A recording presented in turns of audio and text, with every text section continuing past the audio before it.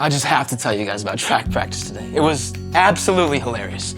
So we were practicing the hurdles, you know, where you have to run as fast as you can and jump over all those bar things. My teammate, Gabe, when he jumped over the first hurdle, snagged his foot and tripped. Splat!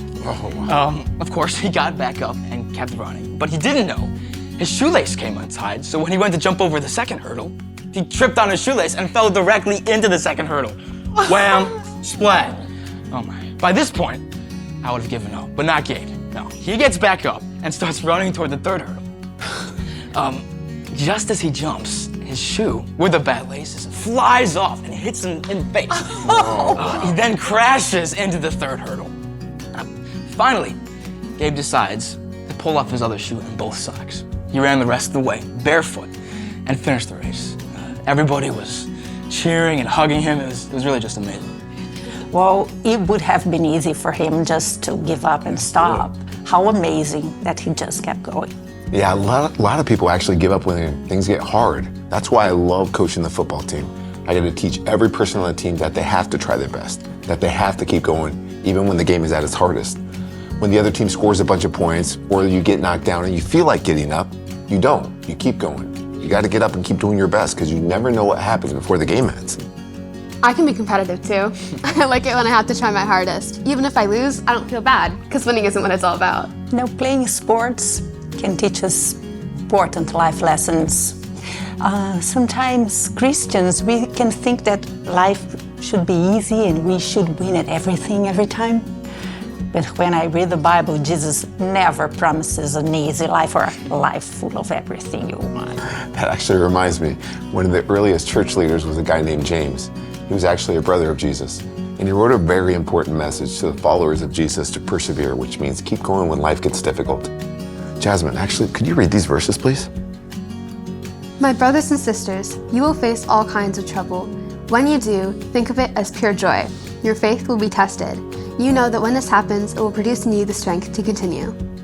James said that the followers of Jesus would face trouble. Trouble can come from many places, temptation to do wrong, difficulties we face in life, and even times where other people mistreat us or hurt us.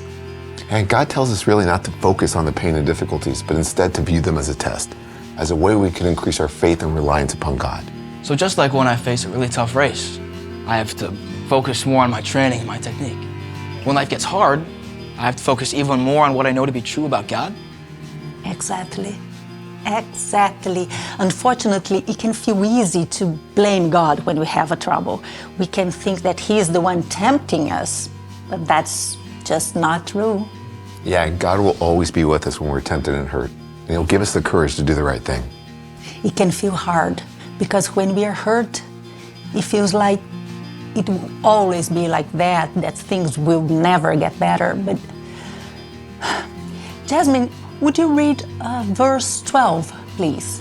Blessed is the person who keeps on going when times are hard. After they have come through hard times, this person will receive a crown. This crown is life itself. The Lord has promised it to those who love Him. Whoa.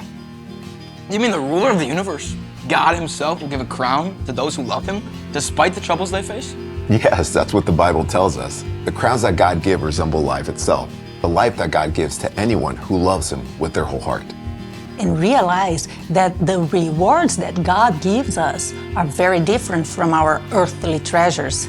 God's rewards are forever. Our earthly treasures will only last for a short time. They will soon disappear, get lost, or even stolen. Yeah, earthly things like money and power will soon be gone.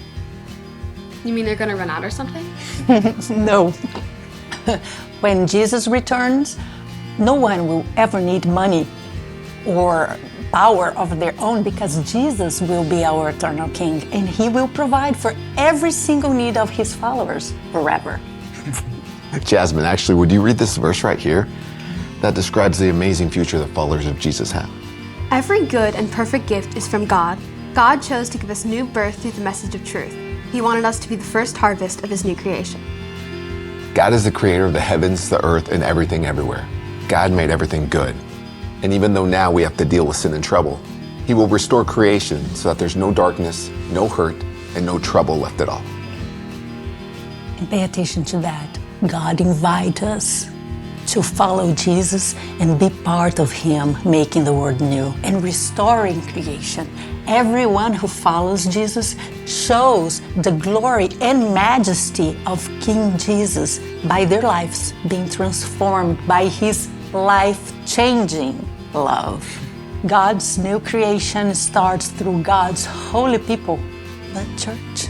And the followers of Jesus show us how great He is when they continue to go through hard times.